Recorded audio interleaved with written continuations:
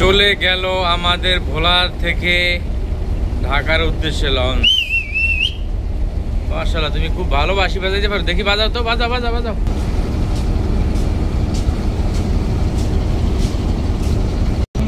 অবশেষে চলে গেল ঢাকার উদ্দেশ্যে ভোলার থেকে। দেখেন কতটা সৌন্দর্য নিয়ে লঞ্চগুলো তৈরি করা হয়েছে। আসলে একটা জিনিস চিন্তা করলে অনেক কিছু, যে এত পানির ভিতরে কিভাবে এই লোয়ার লঞ্চগুলা কিভাবে এগুলা পানির ভিতরে ভেসে থাকে, আল্লাহর কি কুদরত, অথবা মানুষের মাথায় আল্লাহ পাক কি বেরেং দিছে। দেখেন দর্শক, টাটা বাই।